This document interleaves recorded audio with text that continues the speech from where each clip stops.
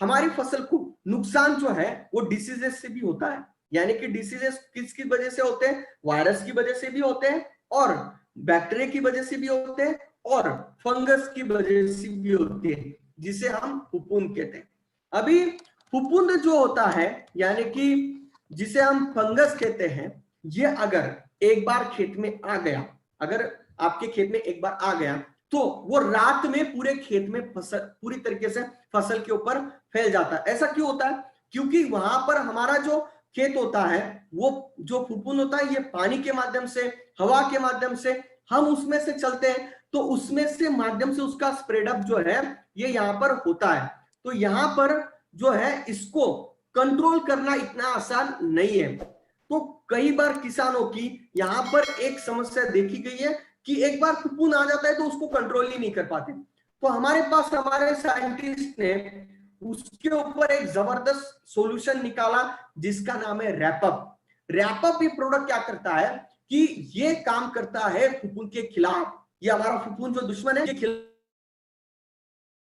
फफूंद का अटैक हमारे फसल के ऊपर हो गया है, हमारे फसल के पत्तों के ऊपर हो गया है, या फिर जड़ों के ऊपर हो गया है, इसका अटैक अगर हुआ है, तो देखने का सिंपल तरीका ये है कि ब्लैक कलर के स्पॉट अगर पत्तों के ऊपर हो रहे हैं, या फिर सफेद कलर के स्पॉट अगर हमारे फसल के ऊपर हो रहे हैं, तो इसका मतलब जो है, ये इसका मतलब ये है कि फफूंद का अटैक इसके ऊपर है। इसका अटैक बहुत बार जमीन के अंदर नमी, या फिर पर्यावरण में, या फिर वातावरण मौसम में अगर ज्यादा मात्रा में नमी रही, तो जाके फफूंद का अटैक होता है। उस वक्त हम क्या कर सकते हैं? हम फफूंद से हमारी खेत को, हमारी फसल को बचाने के लिए हम जो है ये रैपअप प्रोडक्ट का इस्तेमाल कर सकते हैं। है, हमने बैक्टीरिया का एक, हम ऐसे बैक्टीरिया का हमारे साइंटिस्ट ढूंढ रहे थे, तो उनको ऐसा एक बैक्टीरिया का एक्सट्रैक्ट मिला।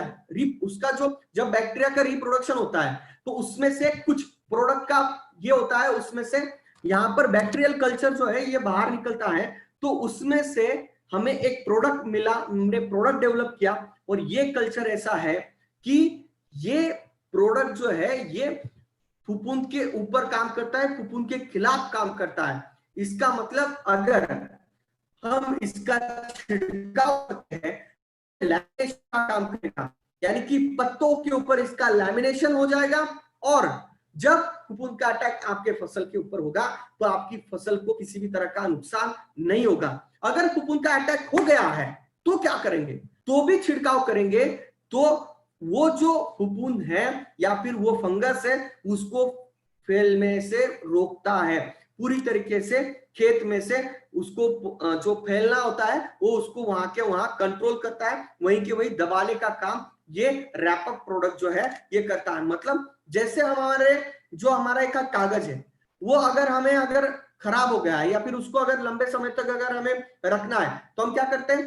प्लास्टिक का लैमिनेशन उसके ऊपर करते हैं, जिसकी वजह से वो खराब नहीं होता। वैसे ही ये प्रोडक्ट की वजह से एक लैमिनेशन हो जाएगा, और लगभग 21 दिन तक इसका लैमिनेशन जो है ये फसल के ऊपर रहता है। तो ऐसा ये जबरदस्त प्रोडक्ट जो है ये कंपनी ने बनाया हुआ है, रैपअप प्रोडक्ट हम इसे कहते हैं, और हम इसे बायो 95 के साथ भी हम इस्तेमाल कर सकते हैं। बस एक थोड़ा सा प्रिकॉशन रखना है, शेत को और रैपअप को एक साथ इस्तेमाल नहीं करना है, बाकी सभी प्रोडक्ट को आप एक साथ इस्तेमाल कर सकते हैं। ठीक है, तो यहां पर इसको जो है ये हम इसका इस्तेमाल कर सकते हैं। 15 लीटर का जो पंप होता है, उसमें हम 15 से 30 ml जो है इसका इस्तेमाल कर सकते हैं। जमीन के अंदर से भी हम इसको दे सकते हैं। अगर जड़ों में भी फफूंद का अटैक हुआ है, लगभग 2 एकड़ के लिए पर्याप्त है। जमीन के अंदर से ड्रिंचिंग के माध्यम से, ड्रिप के माध्यम से हम इसको हम दे सकते हैं रैपअप को।